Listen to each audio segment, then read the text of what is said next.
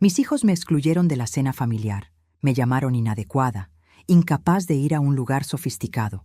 Pocos sabían que ese elegante restaurante era, en realidad, mío.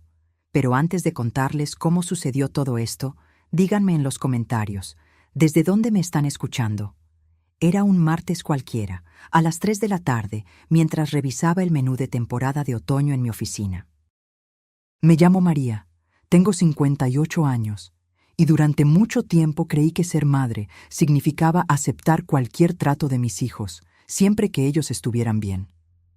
Hoy sé que estaba completamente equivocada. El teléfono sonó, y como siempre mi corazón se aceleró al ver el nombre de Diego en la pantalla. No porque algo estuviera mal, mis hijos son adultos, responsables e independientes, sino porque, en los últimos años, nuestras conversaciones se habían vuelto distantes, cordiales, pero distantes. ¡Mamá! Su voz rebosaba una alegría que no escuchaba desde hacía tiempo. «Tengo una noticia increíble que contarte», sonreí, apoyando el codo en la mesa. «Cuenta, hijo, ¿qué pasó?» «Conseguí esa vacante en Guadalajara de la que te hablé. La empresa aprobó mi traslado. Voy a ganar el doble de lo que gano aquí, mamá». «El doble». Sofía está en las nubes y Mateo va a estudiar en una escuela internacional. Es la oportunidad de nuestra vida. Sentí un nudo en el pecho. Guadalajara está a más de 800 kilómetros de aquí. Mi único nieto, al que ya veía tan poco, estaría aún más lejos. Pero la alegría en la voz de mi hijo me hizo tragar la tristeza. «¡Qué maravilla, Diego! Estoy muy orgullosa. ¿Cuándo se mudan?» «A finales de mes. Sé que es rápido, pero no puedo perder esta oportunidad». «Ah». Hizo una pausa y pude oír a Sofía hablando algo al fondo. «Por eso mismo, vamos a hacer una cena de despedida especial, un lugar a la altura de la ocasión». Mi corazón se calentó. Finalmente, un momento en familia para celebrar este logro. ¡Qué idea tan bonita! ¿Dónde será? En Sabores de la Tierra. El orgullo en su voz era evidente. Sofía insistió. Dijo que es el restaurante más elegante de la ciudad. Consiguió una reserva para el sábado por la noche. Será perfecto. «¿A qué hora?», pregunté, intentando mantener la voz natural. «A las 8. Seremos solo la familia. Yo, Sofía, Mateo, Fernando e Isabela. Íntimo, pero elegante. Sofía quiere que sea una noche inolvidable». Esperé a que me invitara oficialmente. Esperé a que dijera, «Obviamente tú también estarás allí, mamá». Pero el silencio se extendió, lleno solo de voces distantes y el sonido de papeles moviéndose. «¿Y yo?». La pregunta salió más frágil de lo que me hubiera gustado. «Voy a estar allí también, ¿verdad?». El silencio que siguió fue ensordecedor. Pude escuchar mi propio corazón latiendo mientras esperaba la respuesta obvia, natural que cualquier hijo daría a su propia madre. «Ay, mamá». Su voz cambió completamente de tono, se volvió incómoda, casi avergonzada. «Es que, ¿sabes cómo es? Sofía organizó algo más. ¿Cómo puedo decirlo? Más formal, más sofisticado». «¿Sofisticado?», repetí sin entender. «Sí, mamá. Sabores de la Tierra es un lugar muy fino, muy chic. Sofía tiene miedo de que te sientas fuera de lugar. Sabes cómo son esos sitios, ¿verdad? Todo el mundo bien vestido, conversaciones sobre arte, vinos caros.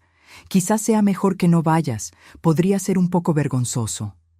Sus palabras resonaron en mi oído como un eco distorsionado. Vergonzoso, fuera de lugar, miedo de que me sintiera inadecuada.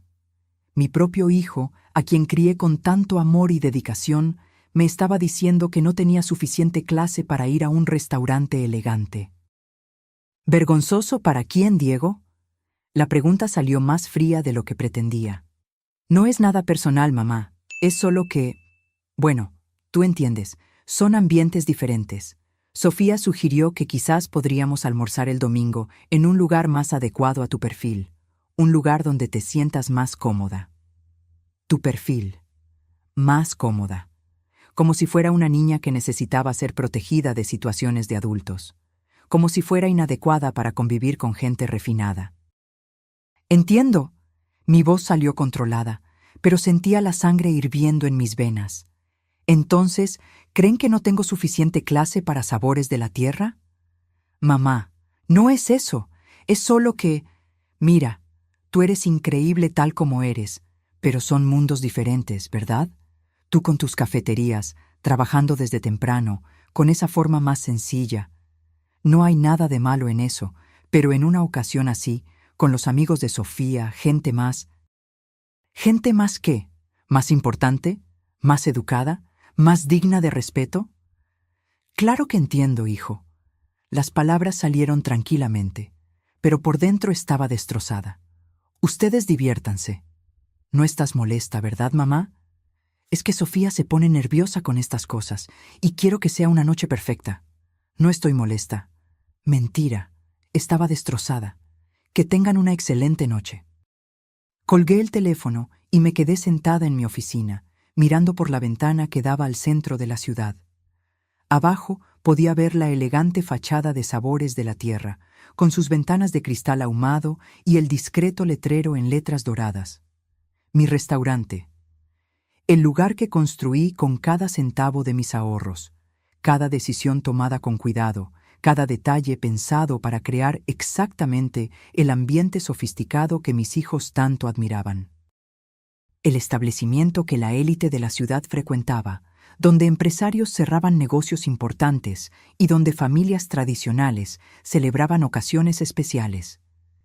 Creían que no tenía clase para estar allí, que sería vergonzoso llevarme, que tenía que quedarme en mi lugar adecuado, lejos de gente refinada. Una risa amarga escapó de mis labios. Si supieran que la mujer sencilla que tanto los avergonzaba era, en realidad, la propietaria del lugar más elegante de la ciudad. Tomé el teléfono y marqué el número del restaurante Sabores de la Tierra. Buenas tardes, Carlos. Soy María. Buenas tardes, doña María. ¿Cómo está? Bien. Escucha. El sábado por la noche tendremos unos invitados especiales en la mesa para 8 personas. Reserva a nombre de Sofía Méndez. Quiero que les den la mejor atención posible. ¿Claro? ¿Alguna ocasión especial? Sonreí, pero no fue una sonrisa feliz. Digamos que será una noche de grandes revelaciones. Esa tarde, tomé una decisión que cambiaría para siempre la dinámica de nuestra familia. El sábado estaría en Sabores de la Tierra. No como la madre inadecuada que debía quedarse en casa, sino como la propietaria del establecimiento. Era hora de que mis hijos descubrieran quién era realmente la mujer que tanto subestimaban. Después de esa llamada, pasé toda la noche en vela, repasando en mi memoria cómo llegué hasta aquí. Cómo una mujer que comenzó vendiendo bocadillos en la puerta de su casa se convirtió en propietaria del restaurante más sofisticado de la ciudad. ¿Y por qué sus propios hijos no podían ver eso? La historia comenzó hace más de 30 años, cuando Roberto sufrió el accidente que cambió el rumbo de nuestra familia para siempre. Él trabajaba como supervisor en una fábrica de piezas automotrices, un empleo estable que nos daba una vida sencilla, pero digna. Hasta aquella mañana de septiembre, cuando una carretilla elevadora perdió el freno y prensó su pierna contra una pared. Las cirugías salvaron la pierna, pero no salvaron el empleo. La lesión dejó secuelas que le impedían estar mucho tiempo de pie. La indemnización de la empresa cubrió los gastos médicos, pero no nuestra subsistencia. De un momento a otro, me vi como la única fuente de ingresos de una familia con 2 niños pequeños. Diego tenía 6 años, Fernando, 4. 2 niños llenos de energía y sueños que merecían tener las mismas oportunidades que cualquier otro niño. No iba a dejar que la situación nos derrumbara. Fue Roberto quien me dio la idea. María, tú haces los mejores bocadillos del vecindario. ¿Por qué no intentas venderlos? Al principio fue solo una prueba. Hice una hornada de coxiñas y risoles un jueves y los llevé a vender a la puerta de la escuela de los niños. En 2 horas lo había vendido todo. El viernes dupliqué la cantidad, el mismo resultado. Me di cuenta de que había encontrado más que una fuente de ingresos. Había descubierto un talento natural para los negocios. Comencé pequeña, pero con ambición.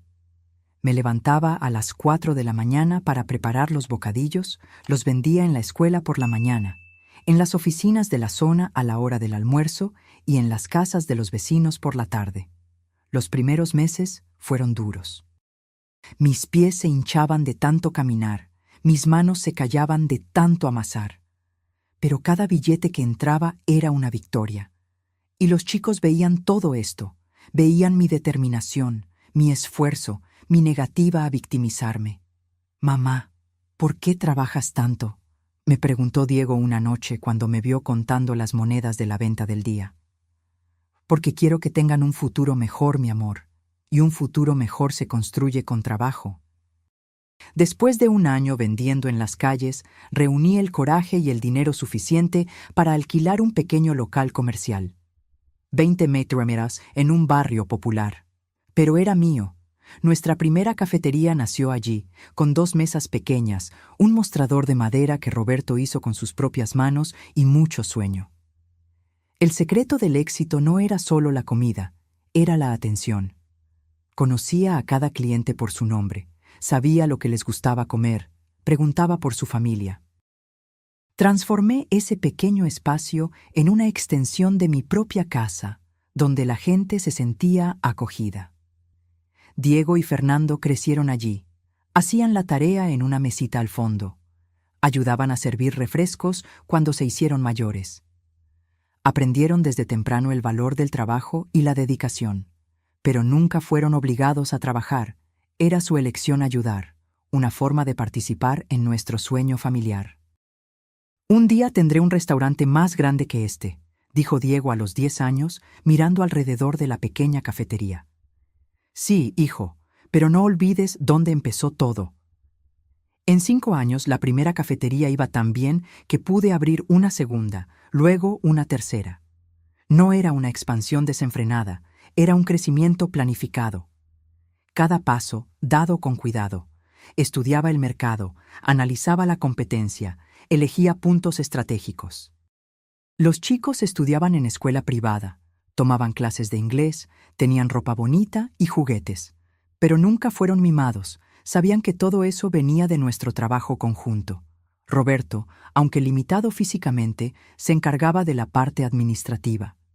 Yo gestionaba las operaciones y los chicos contribuían siendo estudiantes ejemplares.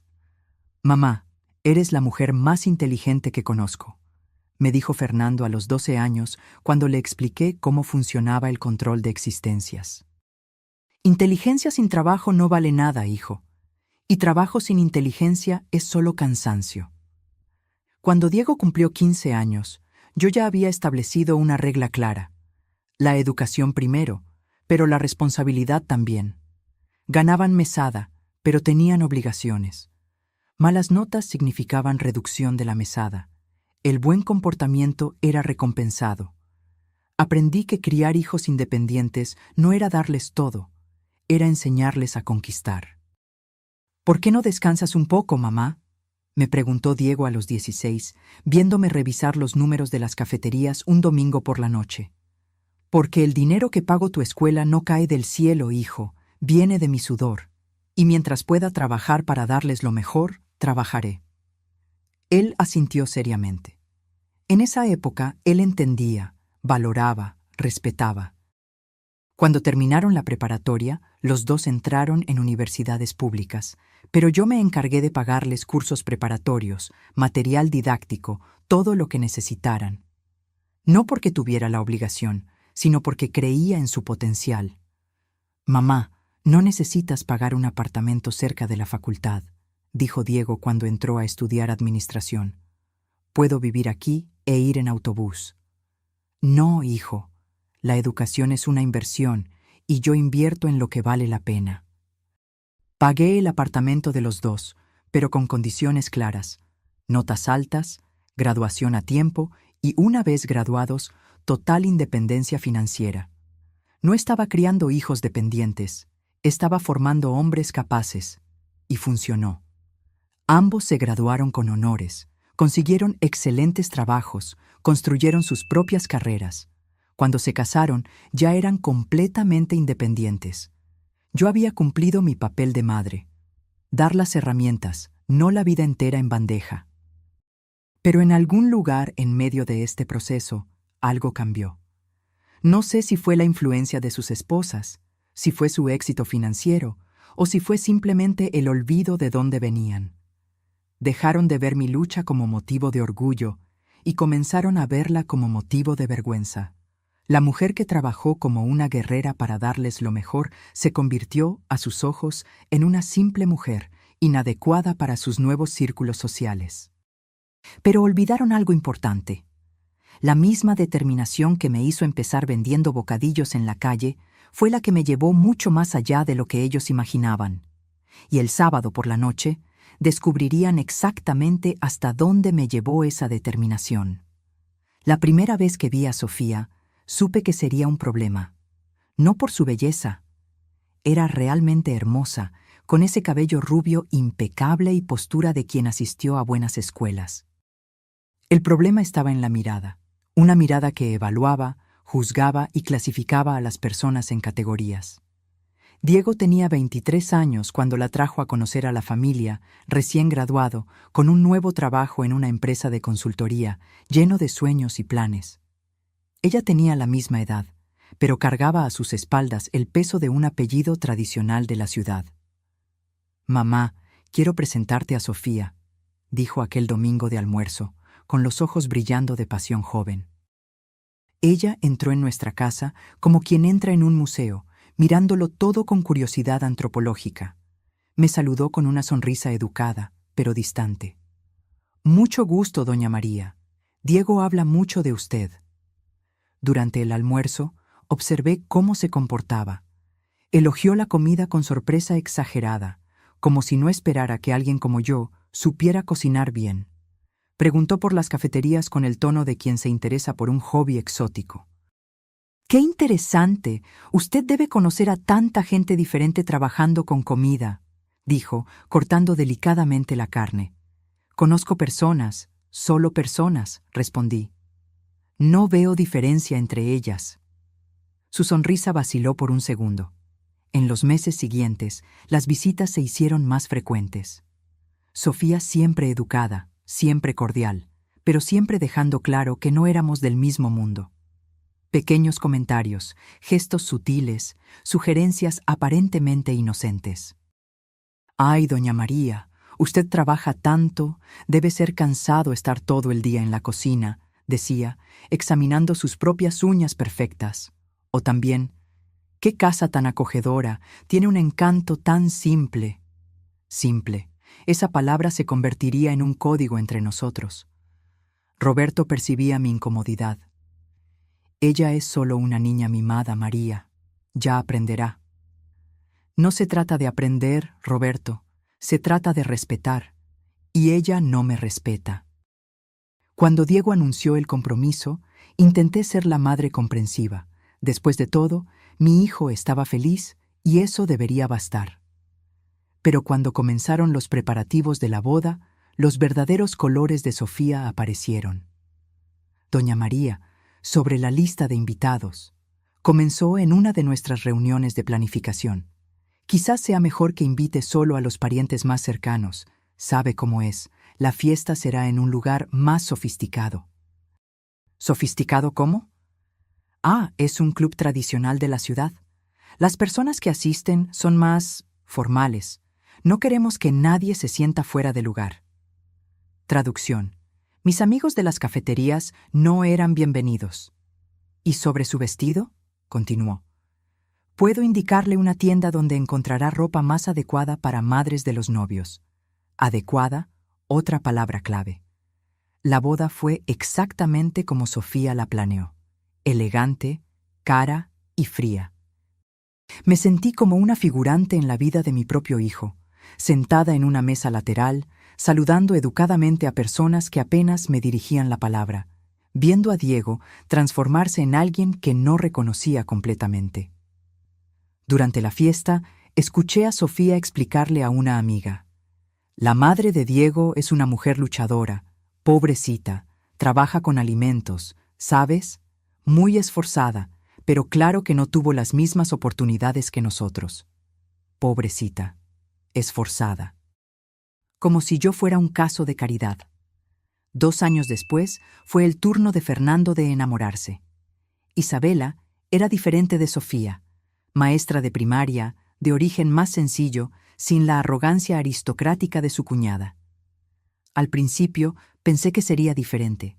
Y lo fue, durante aproximadamente 6 meses. Isabela fue genuinamente simpática al principio. Hablaba conmigo sobre educación, preguntaba recetas, parecía interesada en la historia de la familia. Pero pronto me di cuenta de que estaba estudiando nuestros hábitos, nuestra dinámica, nuestro lenguaje. Doña María, usted es inspiradora, decía. Una mujer que ha logrado tanto sola. Pero las cosas cambiaron rápidamente después de la boda. Isabela comenzó a frecuentar los mismos círculos que Sofía. Iba a los almuerzos de las esposas, participaba en los tés benéficos, adoptaba gradualmente los códigos de comportamiento de su cuñada.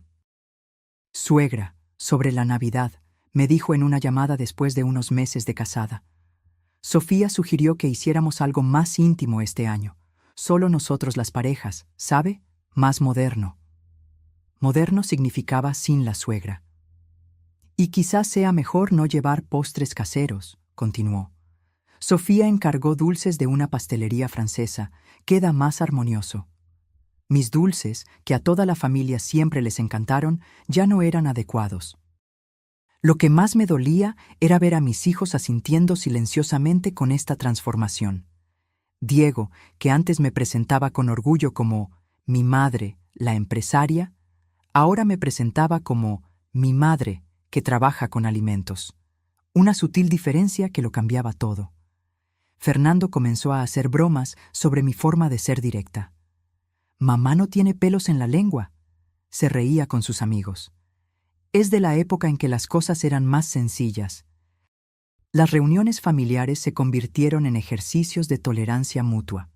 Yo toleraba los comentarios, ellas toleraban mi presencia, mis hijos toleraban la creciente tensión. Lo más frustrante era que no podían ocultar completamente su interés por mi dinero.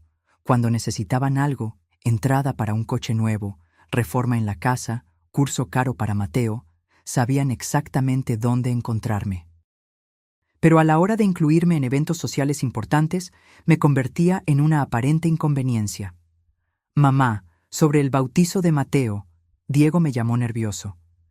«Es que la ceremonia será en la iglesia del centro, esa más tradicional, y luego la fiesta en el club.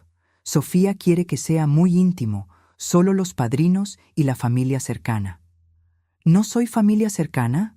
Claro que sí, pero entiendes, es un ambiente más formal. La gente del club es diferente. Diferente de mí, mejor que yo. Fue en ese periodo que comencé a darme cuenta de que mis hijos se avergonzaban de su propio origen. Vergüenza de la madre que trabajó como una guerrera para darles oportunidades. Vergüenza de la mujer que transformó la fuerza de voluntad en éxito financiero. Preferían la versión editada de nuestra historia. 2 jóvenes talentos que superaron las dificultades y llegaron donde llegaron por mérito propio. La protagonista de la lucha, yo, era un detalle vergonzoso que preferían mantener en segundo plano. Pero aún no habían visto nada, porque mientras me minimizaban públicamente, yo construía en secreto algo que cambiaría completamente el juego. El día en que Mateo nació, debería haber sido uno de los más felices de mi vida. Mi primer nieto, la continuación de nuestra familia, el niño que llevaría nuestro apellido. Pero desde el primer momento Sofía dejó claro que yo sería abuela solo bajo sus términos. «Doña María, sobre las visitas en la maternidad», me dijo aún embarazada, a los 8 meses. «El médico recomendó que sean muy restrictivas, solo los padres inmediatos los primeros días. Usted entiende, ¿verdad? Un recién nacido es muy frágil.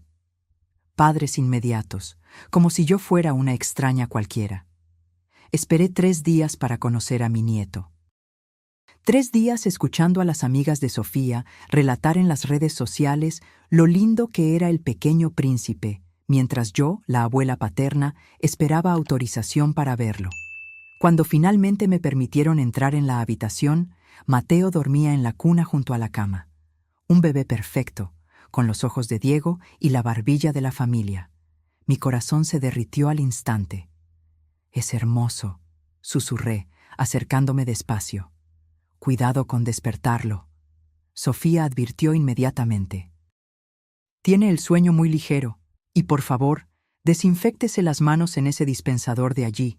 La pediatra dijo que los recién nacidos no deben tener contacto con mucha gente». Me desinfecté las manos como cualquier visitante y me quedé allí parada mirando a mi nieto, sin poder tocarlo. «Cuando llore, es mejor que no lo cargue», Sofía continuó, acomodándose en la cama. «Estamos estableciendo una rutina específica. La enfermera de Home Care nos orientó que es mejor que se acostumbre a pocas personas en los primeros meses». Home Care, enfermera particular, rutina específica. Todo pensado para mantenerme a distancia. En los meses siguientes, las reglas se fueron multiplicando.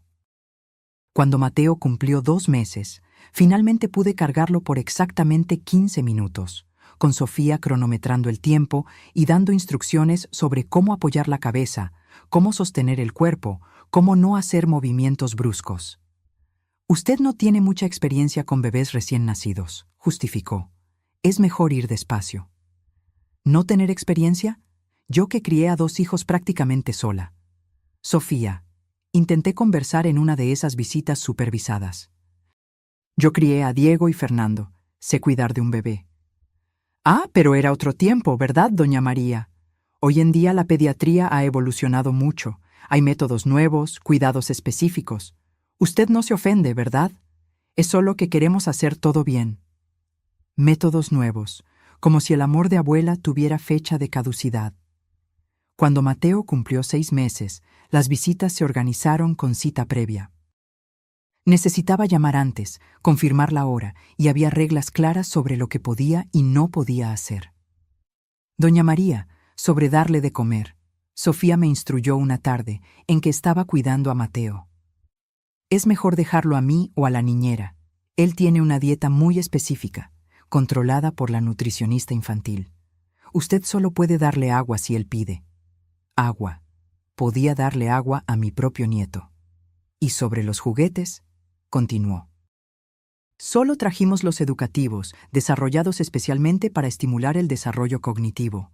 Los otros juguetes se guardan». Miré el carrito lleno de juguetes que había traído.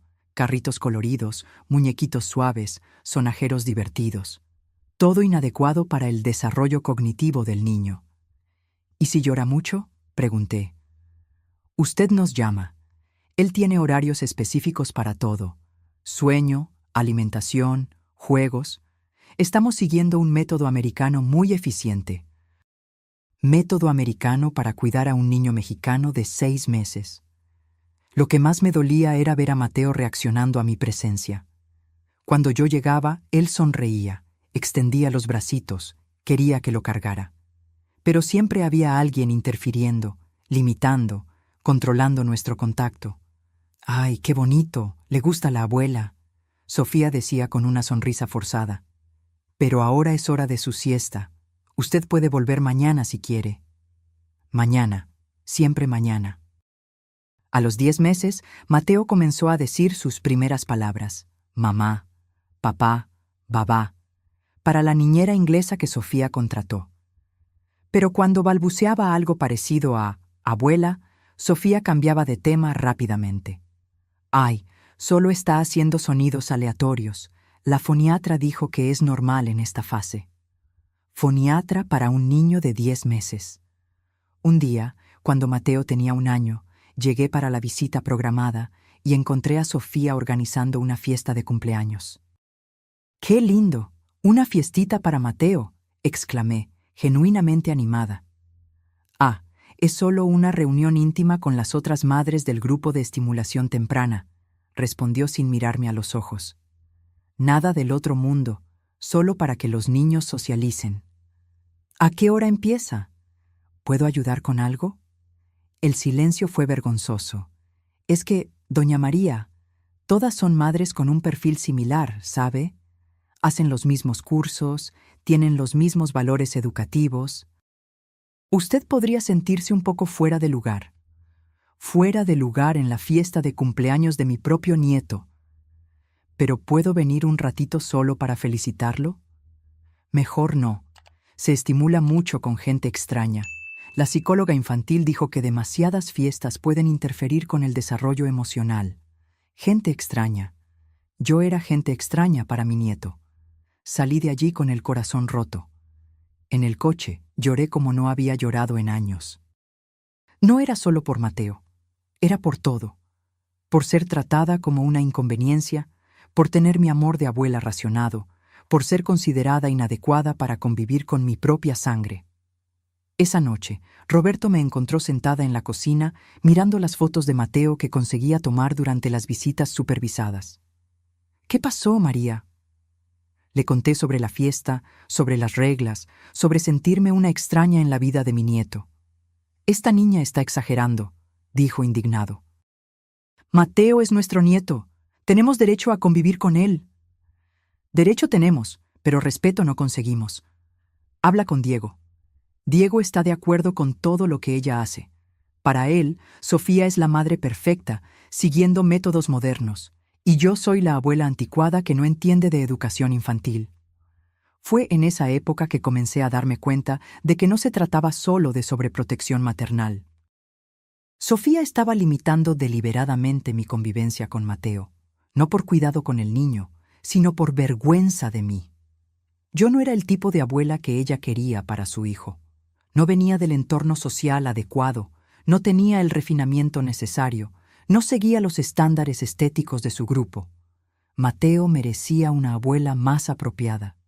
Y como no podía cambiarme, la solución era mantenerme lo más distante posible. Lo irónico es que mientras me trataban como una aparente inconveniencia, yo estaba construyendo algo que cambiaría completamente esta dinámica. Me subestimaban, me minimizaban, me excluían, pero pronto descubrirían que la abuela inadecuada, que tanto despreciaban, tenía mucho más que ofrecer de lo que imaginaban. Fue una mañana de martes, hojeando el periódico local mientras tomaba café, que vi el anuncio que cambiaría mi vida para siempre. Una pequeña nota en la sección de negocios. Restaurante Sabores de la Tierra busca socios e inversores para recuperación judicial. Sabores de la Tierra. Conocía el lugar de nombre. Era considerado el más elegante de la ciudad, frecuentado por la élite local. Pero nunca había entrado allí, no por no tener dinero, sino porque lugares así siempre parecieron destinados a personas diferentes a mí. Curiosa, llamé al abogado responsable de la venta. El restaurante está pasando por dificultades financieras, explicó. Los propietarios anteriores hicieron malas inversiones y ahora necesitan capital para la liquidación de deudas. Están vendiendo participaciones a inversores interesados. ¿Qué tipo de inversión sería necesaria para una participación minoritaria? Cerca de 150,000 pesos. Para una participación mayoritaria, bueno, sería una inversión mayor. $150,000. Exactamente el valor que tenía guardado en una aplicación separada, fruto de años de ahorro riguroso de las cafeterías. Dinero que estaba reservado para una emergencia o jubilación futura. ¿Puedo visitar el establecimiento? Claro. ¿Cuándo le gustaría ir? Hoy por la tarde. Esa misma tarde, conduje hasta el centro de la ciudad con una mezcla de nerviosismo y curiosidad. Sabores de la Tierra estaba en una esquina noble, en una antigua casona restaurada con muy buen gusto. La fachada era discreta, pero elegante, con amplios ventanales y una entrada que imponía respeto. El abogado me recibió en la puerta y me condujo al interior. Lo que vi me dejó sin palabras. El restaurante era simplemente deslumbrante. Techos altos, candelabros de cristal, mesas con manteles de lino blanco, sillas tapizadas en cuero. La decoración mezclaba lo clásico y lo moderno, con una sofisticación que nunca había visto de cerca. La cocina, que pude observar a través de puertas de cristal, estaba equipada con hornos profesionales y equipos de última generación. ¿Cómo es posible que esté en quiebra?, pregunté impresionada. Mala gestión, respondió el abogado secamente. Los antiguos propietarios gastaron en exceso en reformas, contrataron muchos empleados y no lograron mantener el flujo de caja. El restaurante en sí es excelente. El problema fue administrativo. Caminé por el salón vacío, imaginando cómo sería verlo lleno de gente. Toqué las mesas, observé cada detalle de la decoración, sentí el olor aún presente de finas especias. Había algo en ese lugar que me llamaba profundamente. ¿Puedo ver los números? Claro, pero debo advertirle que es una inversión de riesgo. Llevé los documentos a casa y pasé toda la noche estudiando hojas de cálculo, balances, proyecciones. Roberto me ayudó con los cálculos más complejos, pero la decisión era mía. María, ¿estás segura? Es mucho dinero, dijo preocupado. Roberto, yo entiendo de alimentos, sé lo que hace que un negocio funcione o no. Este lugar solo necesita una gestión competente. Pero ¿por qué un restaurante de lujo? Tus cafeterías ya dan un buen rendimiento. Me quedé en silencio por un momento, tratando de explicar algo que yo misma aún no comprendía completamente. Porque quiero demostrar que puedo. ¿Demostrar a quién? A mí misma. En realidad era más que eso, pero no podía verbalizarlo. Había algo en ser dueña de un lugar que la alta sociedad frecuentaba que me conmovía. Quizás era la oportunidad de mostrar que una mujer de origen humilde sí podía entender de sofisticación. Una semana después, firmé el contrato de compra de las primeras participaciones, $50,000 por una participación del 20%. Era mi primer paso en un viaje que aún no sabía a dónde me llevaría. Los primeros meses fueron de intenso aprendizaje. Observaba todo, cómo atendían los empleados, cómo se preparaban los platos, cómo se comportaban los clientes. Era un mundo completamente diferente a mis cafeterías, pero los principios básicos eran los mismos: calidad, servicio y gestión eficiente. Doña María, me dijo el chef en una de mis visitas, usted tiene muy buen ojo para esto. Sus sugerencias están funcionando. Yo había sugerido pequeños ajustes en el menú, platos más elaborados, pero con ingredientes más accesibles, algunas opciones que ampliaban el público sin perder la sofisticación. Y estaba funcionando. En 6 meses, el restaurante ya mostraba signos de recuperación. En un año, estaba operando en números azules. Fue entonces cuando los otros socios me buscaron. Nos gustaría vender nuestras participaciones, me dijo uno de ellos. ¿Tiene interés en asumir el control total? Tenía todo el interés del mundo. Usé el dinero de las cafeterías, pedí un préstamo bancario y poco a poco fui comprando todas las participaciones. En 2 años, Sabores de la Tierra era completamente mío. La transformación que promoví fue gradual, pero profunda.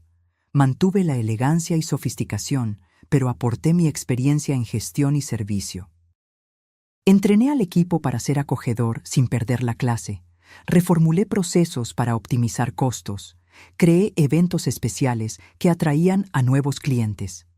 Lo que más me enorgullecía era haber logrado mantener el alto estándar sin perder la esencia acogedora que siempre fue mi marca. Sabores de la Tierra seguía siendo elegante, pero ahora tenía alma. ¿Cómo logró transformar este lugar? Carlos, el gerente que contraté, me preguntó un día. No es solo inteligencia y dinero. No, Carlos. Es sobre el cuidado de los detalles y el respeto por las personas. En 3 años, Sabores de la Tierra se había convertido en el restaurante más solicitado de la ciudad. Empresarios cerraban negocios allí, familias tradicionales celebraban cumpleaños, parejas jóvenes pedían matrimonio. Era el lugar donde la élite local se encontraba, y durante todo ese tiempo mantuve el secreto absoluto de la familia.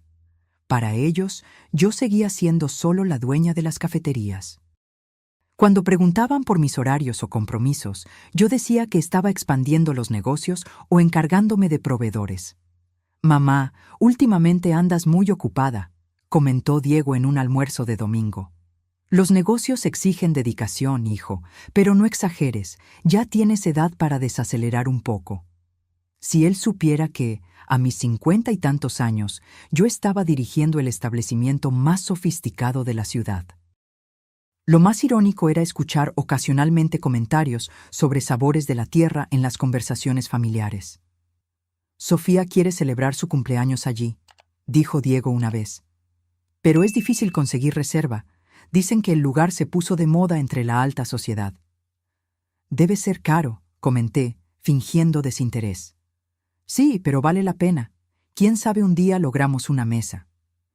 ¿Quién sabe?, pensé para mí, sonriendo por dentro. Durante 4 años viví esta doble vida. De día, la empresaria sencilla de las cafeterías.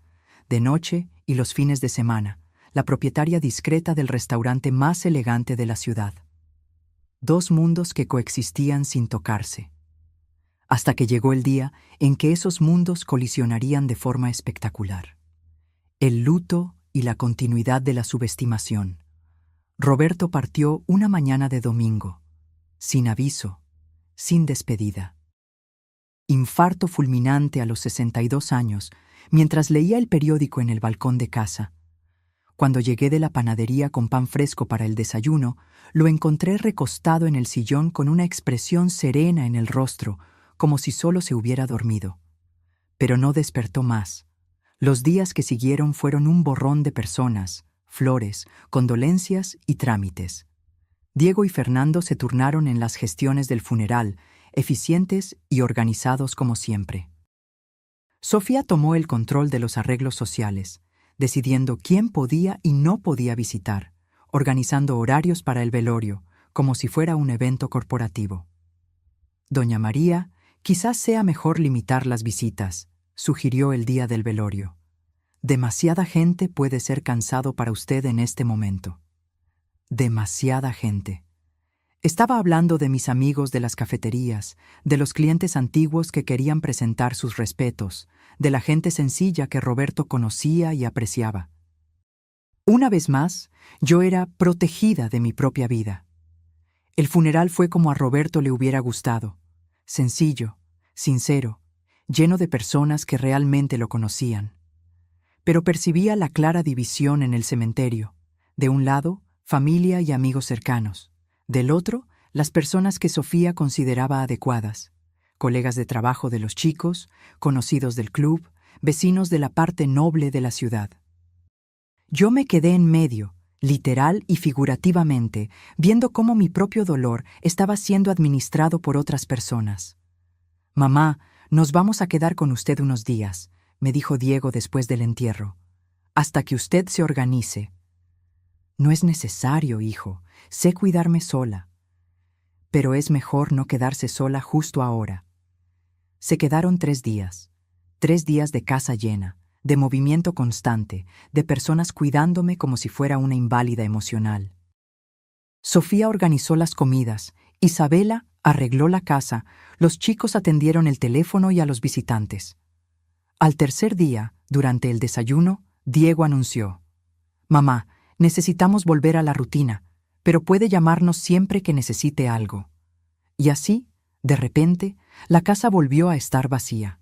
El silencio que se instaló era diferente a cualquier silencio que hubiera experimentado.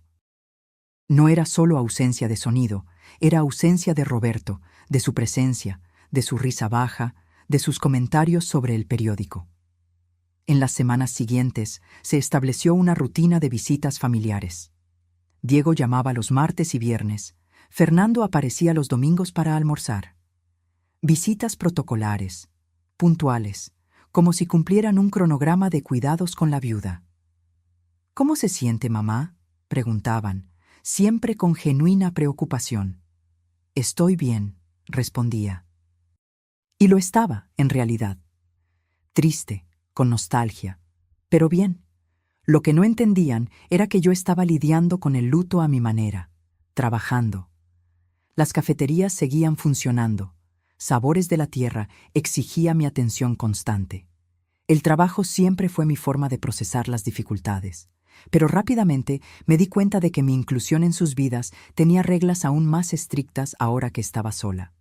«Mamá, sobre el cumpleaños de Isabela...». Fernando me llamó un mes después de la partida de Roberto. «Vamos a hacer algo pequeño, solo nosotros. ¿Quiere venir?». «Claro, solo que será en una nueva parrillada. Nada muy formal, muy casero. Casero. Adecuado para la viuda en luto. 2 semanas después, descubrí por casualidad que el cumpleaños casero de Isabela, en realidad, había sido en el club, una fiesta elegante para 40 personas. Ellos tuvieron un almuerzo separado conmigo el domingo siguiente en el restaurante más sencillo de la ciudad. ¿Por qué mintieron sobre la fiesta? Confronté a Fernando directamente. Él se puso visiblemente avergonzado. Mamá, es que usted está pasando por un momento delicado. Creímos que era mejor no exponerla a eventos muy concurridos. El movimiento me hace bien, Fernando. El silencio me lastima.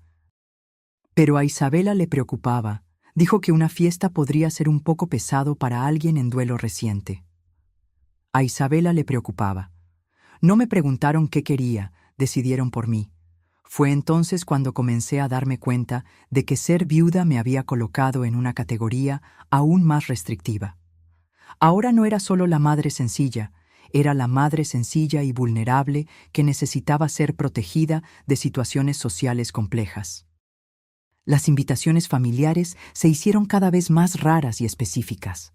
Almuerzos dominicales en mi casa o en restaurantes populares, visitas rápidas para ver cómo estaba, conversaciones telefónicas para verificar si necesitaba algo. Pero para cenas elegantes, eventos del club, celebraciones importantes, ya no me incluían, ni siquiera como opción. Era como si mi presencia pudiera contaminar la alegría de los demás con mi tristeza de viuda. ¿Ha pensado en viajar? Sofía sugirió en una de esas visitas de verificación. Quizás un crucero para la tercera edad, conocer gente en la misma situación. Tercera edad. Misma situación. Como si la viudez fuera una enfermedad contagiosa que solo podía curarse en compañía de otras viudas. Lo más doloroso era percibir que mis hijos estaban de acuerdo con este aislamiento gradual. Creían que me estaban protegiendo, me estaban evitando, me estaban ayudando a superar la pérdida. No se daban cuenta de que me estaban empujando a una soledad aún mayor. El trabajo se convirtió en mi refugio total. En Sabores de la Tierra, yo era la propietaria respetada y competente. En las cafeterías, era la gestora experimentada y querida por los empleados. En esos ambientes, nadie me veía como una pobrecita, vulnerable o inadecuada. Era solo María, y eso comenzó a ser suficiente. 6 meses después de la partida de Roberto, tomé una decisión silenciosa. Ya no esperaría la inclusión, ya no aceptaría ser manejada emocionalmente por personas que creían saber lo que era mejor para mí. Si querían mantenerme a distancia, perfecto. Yo tenía mi propia vida que vivir. El límite de la tolerancia. La falta de respeto no llegó de golpe, se fue instalando poco a poco, como una gotera que empieza imperceptible y poco a poco pudre toda la estructura. En los meses que siguieron a la partida de Roberto, me di cuenta de que mi opinión se había vuelto aún más irrelevante para mis propios hijos. La primera vez que realmente me di cuenta fue durante una discusión sobre la educación de Mateo. Él tenía 3 años y Sofía quería inscribirlo en una escuela bilingüe carísima. No sé si es necesario, comenté durante un almuerzo de domingo. Un niño de esa edad necesita más cariño y juego que un método intensivo. Sofía y Diego intercambiaron una mirada que no pudieron disimular. «Ay, doña María», Sofía suspiró con paciencia forzada. «Usted no entiende cómo funciona la educación moderna hoy en día. Cuanto antes se estimula al niño, mejor. Es ciencia comprobada. Yo crié a 2 hijos que se graduaron y tienen carreras sólidas». «Ah, pero era otra época, ¿verdad, suegra?» Isabela se entrometió con una sonrisa condescendiente. Las exigencias del mercado han cambiado mucho. Hoy en día hay que estar siempre un paso adelante. Usted quizás no entienda estas cuestiones más complejas, Diego añadió, y su voz denotaba una paciencia irritante, como si hablara con un niño terco. La educación infantil ha evolucionado mucho desde que usted nos crió. Cuestiones más complejas, como si yo fuera incapaz de comprender conceptos básicos sobre educación. Diego, yo dirijo 3 negocios desde hace décadas. Creo que puedo entender cuestiones complejas. Claro, mamá, pero una cosa es administrar cafeterías, otra cosa es pedagogía moderna. Son áreas diferentes. La forma en que dijo cafeterías dejó claro que consideraba mi trabajo algo menor, menos intelectual, menos sofisticado. Las reuniones familiares se convirtieron en ejercicios de tolerancia. Cuando yo expresaba cualquier opinión sobre política, economía, educación o cualquier otro asunto, recibía sonrisas educadas y cambios rápidos de tema. La inflación está complicando mucho el costo de los ingredientes, comenté una vez, intentando participar en una conversación sobre economía. Ay, mamá, esas cosas macroeconómicas son más complicadas, Fernando respondió con una sonrisa condescendiente. No es solo sobre el precio de la harina, ¿sabe? Precio de la harina, como si mi entendimiento de la economía se limitara a las compras en el mercado. Lo que más me incomodaba era la vergüenza mal disimulada que sentían cuando tenían que presentarme a personas de su círculo social. Una tarde me encontré con Diego por casualidad en el centro comercial con un colega de trabajo. «Ah, mamá», dijo, visiblemente incómodo. «Este es Pablo, mi jefe. Pablo, esta es mi madre». «Mucho gusto, doña María», respondí, extendiendo la mano. «Mi madre trabaja con alimentos». Diego se apresuró a explicar, como si necesitara justificar mi existencia. «Trabaja con alimentos, no es empresaria o tiene sus propios negocios. Trabaja con alimentos, como si yo fuera una empleada de restaurante». «Qué interesante», Pablo respondió educadamente. «Debe ser un trabajo muy honesto». Honesto. La palabra que la gente educada usa cuando no puede pensar en nada elogioso que decir. Las exclusiones también se hicieron más obvias. Supe por comentarios casuales sobre cenas importantes a las que no era invitada, eventos sociales donde mi presencia sería inadecuada, celebraciones donde yo no me sentiría cómoda. Ayer fuimos a la cena de graduación de Pablo. Isabela comentó casualmente en una conversación. «Qué lugar tan hermoso, un restaurante japonés súper sofisticado». «No sabía que había graduación», respondí. Un silencio vergonzoso.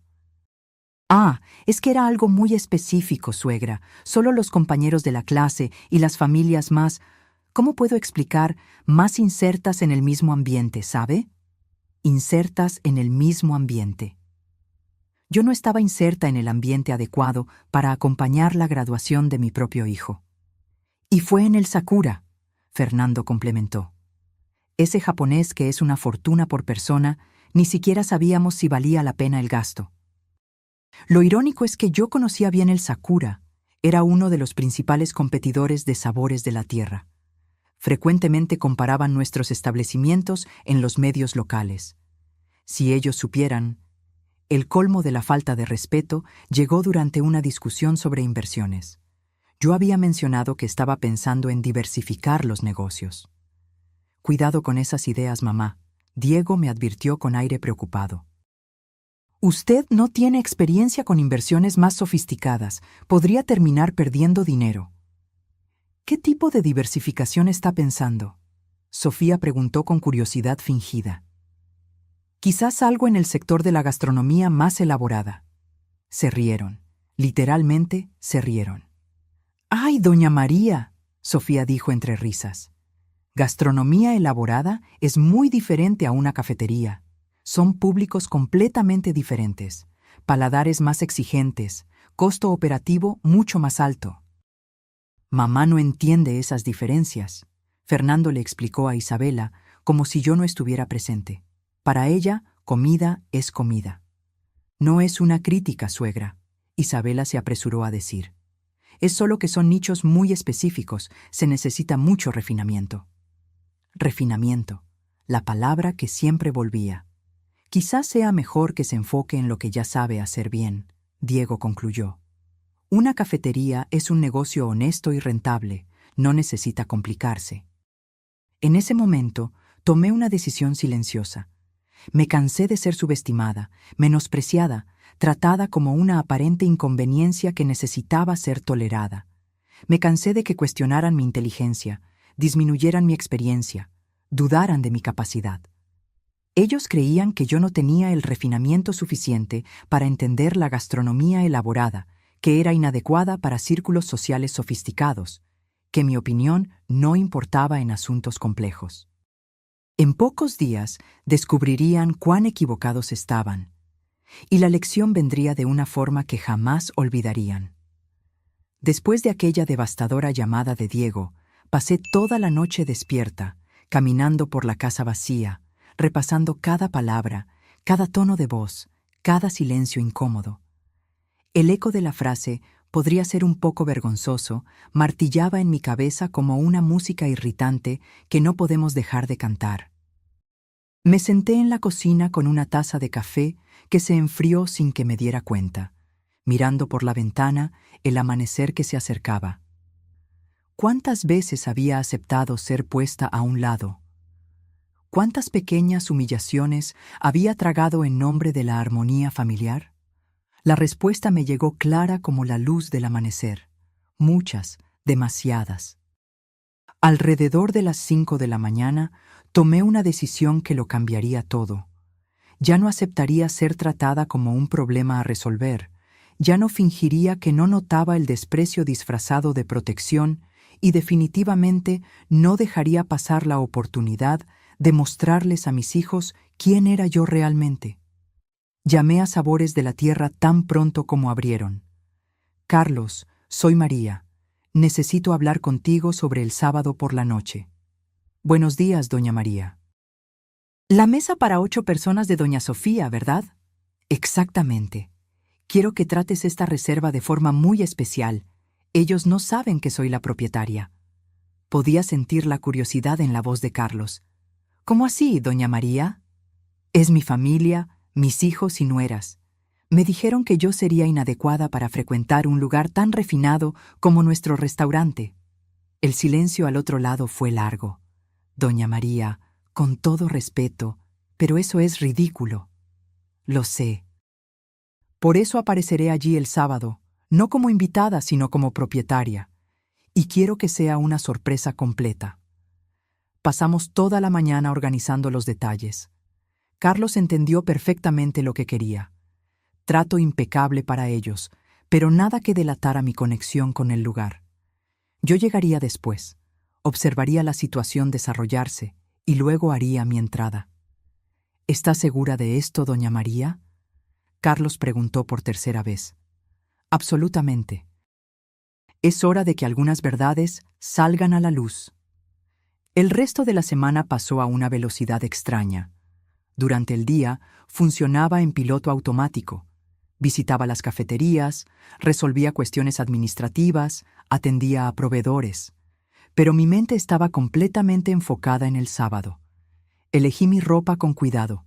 Un elegante vestido negro que había comprado recientemente, zapatos de cuero legítimo, la cadena de oro que Roberto me dio en nuestro último aniversario de bodas. Nada exuberante, pero todo de calidad impecable. Quería estar impecable cuando llegara el momento. El viernes, Diego me llamó. Mamá, sobre mañana, no estás molesta, ¿verdad? Es que Sofía se puso un poco nerviosa con la idea de llevar a mucha gente. Y no estoy molesta, hijo. Mentí con una calma que me sorprendió. Diviértanse. Podemos almorzar el domingo si quieres, en un lugar más tranquilo. Claro, que tengan una excelente noche. El sábado llegó con un cielo despejado y una sensación de determinación que no sentía desde hacía años. Pasé la tarde arreglándome con cuidado, pero sin prisa.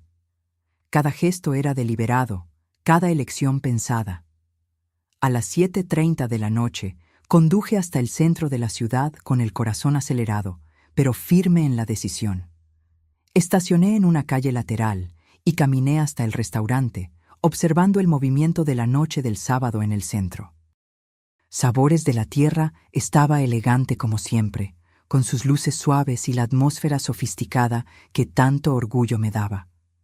Carlos me recibió en la entrada lateral, la que usábamos para cuestiones administrativas.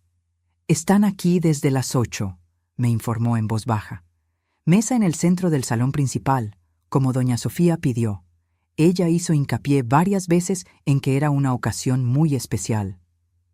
¿Y cómo se están comportando? Como se esperaba. Doña Sofía está, digamos, muy a gusto, tratando al equipo como si fuera su personal particular. Sonreí. Era exactamente lo que imaginaba. Perfecto. Espera mi señal. Respiré hondo. Me arreglé el vestido y me preparé para la escena que había planeado toda la semana. Era hora de que mis hijos descubrieran que la madre inadecuada que tanto los avergonzaba era, en realidad, la propietaria del lugar que ellos más admiraban en la ciudad. Entré al salón principal de Sabores de la Tierra a las 8:40, cuando ellos ya estaban a mitad de la cena. El ambiente estaba elegante como siempre, con música suave y luces doradas creando la atmósfera sofisticada que yo había planeado con tanto cuidado. Mi familia estaba exactamente donde Carlos me había informado. Mesa central, todos impecablemente vestidos. Diego de traje oscuro, Sofía deslumbrante en un vestido rojo, Fernando e Isabela también elegantes. Mateo, hermoso como siempre, se comportaba como un pequeño príncipe. Caminé despacio por el salón, saludando discretamente a otros clientes, hasta posicionarme cerca de su mesa. Fue Fernando quien me vio primero. «¡Mamá!». Su rostro mostró sorpresa genuina. «¿Qué hace usted aquí?». La conversación en la mesa se detuvo al instante. Diego se volteó, Sofía se puso visiblemente incómoda, Isabela bajó los ojos. «Hola, hijo, vine a cenar». «¿Pero cómo así?». Diego tartamudeó. «¿Usted no dijo que estaba bien no ser invitada?». Sonreí tranquilamente. «Está todo bien, de verdad». Sofía se recompuso rápidamente, forzando una sonrisa. «Doña María, qué sorpresa. Pero bueno, este lugar es un poco caro, ¿sabe? Quizás usted se sienta más cómoda en un restaurante más barato». «¿Barato? Es que los precios aquí son bien salados», Isabela añadió con falsa preocupación. «Quizás un lugar más sencillo sea mejor para no pesar en su bolsillo». Miré alrededor del salón que yo misma había decorado, a los camareros que yo había entrenado personalmente, a los detalles que había elegido uno por uno. «En realidad», dije tranquilamente, «creo que puedo darme el lujo de cenar aquí». «Mamá, no necesita forzarse», Diego susurró, claramente avergonzado. «Podemos pagarle si quiere quedarse». «¿Pagarme a mí? Es solo por esta vez», Sofía ofreció con magnanimidad forzada, como un regalo. En ese momento, Carlos se acercó a la mesa con su impecable postura profesional. «Buenas noches. ¿Todo perfecto con la cena?». «Está excelente», Sofía respondió con aire de superioridad. «Pero quizás mi suegra necesite una mesa más pequeña, en un rincón más reservado, para no sentirse intimidada por el ambiente». Carlos me miró discretamente, esperando mi señal. «En realidad», respondí tranquilamente, «no necesito ninguna mesa». «¿Cómo así?», Diego preguntó confundido. «Porque yo soy la propietaria de este restaurante». El silencio que siguió fue absoluto.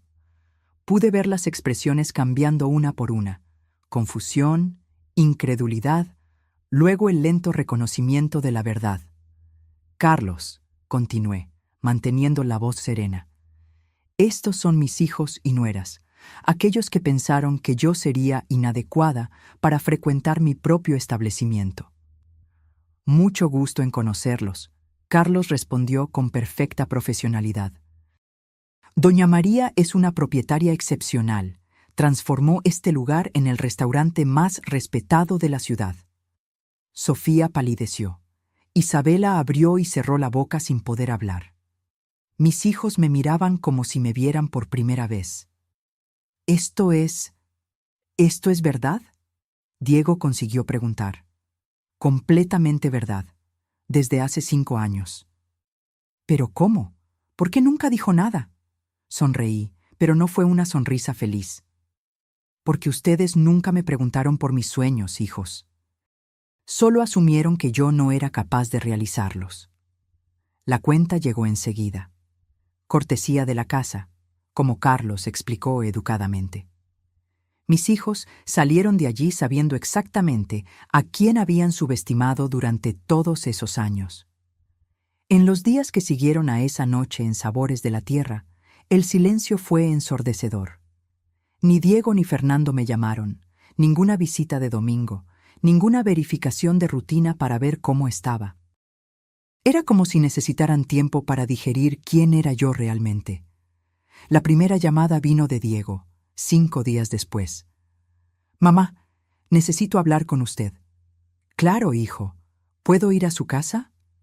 Llegó solo, sin Sofía, sin Mateo. Se sentó en la sala donde tantas veces habíamos conversado, pero esta vez era diferente. Me miraba como si intentara descifrar un enigma. ¿Por qué nunca contó sobre el restaurante? ¿Por qué ustedes nunca preguntaron por mi vida más allá de las cafeterías? Él se quedó en silencio por un largo momento. Nosotros la subestimamos, ¿verdad? Me subestimaron y se avergonzaron. Son cosas diferentes, Diego. No sabía que mi madre tenía ambiciones, que soñaba con cosas más allá de hacer bocadillos, que podía entender de sofisticación. Las palabras salieron sin amargura, solo como constataciones. Sofía está devastada, continuó. Ella dice que ya no puede mirarse en el espejo. ¿Y tú? ¿Cómo te sientes? Avergonzado, muy avergonzado. Bueno, suspiré. Al menos ahora saben que su madre inadecuada es propietaria del lugar que más admiran en la ciudad. Fernando apareció al día siguiente, también solo. La conversación fue similar, pero él fue más directo. «Mamá, usted nos hizo quedar como tontos». «No, hijo, ustedes solos se hicieron tontos». «¿Pero por qué esconderlo?» «Porque ustedes no merecían saberlo.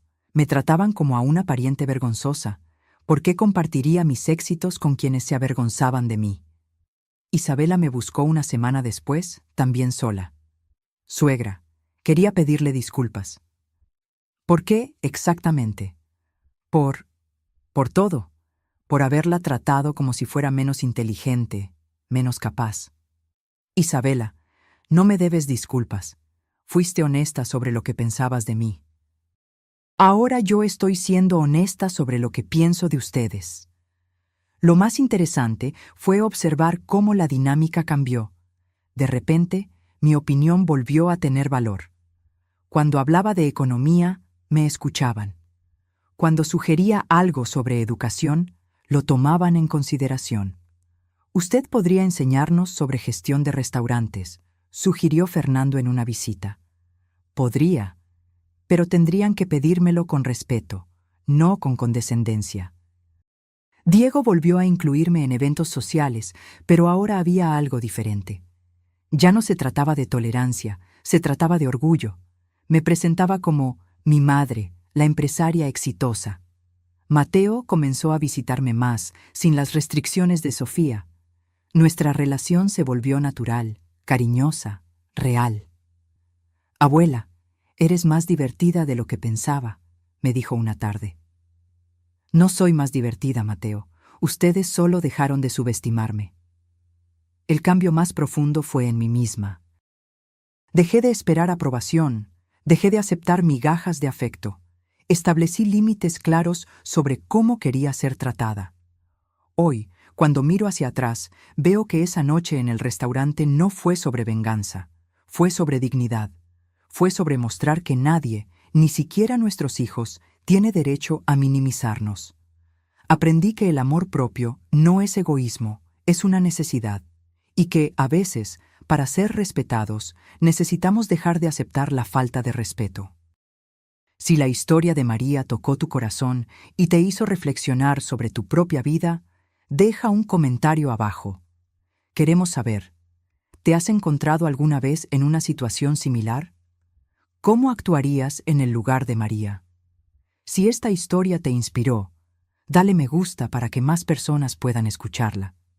Y para no perderte ninguna de nuestras próximas historias de superación personal y transformación, suscríbete al canal y activa la campanita. Tu participación nos ayuda a seguir compartiendo mensajes que pueden cambiar vidas.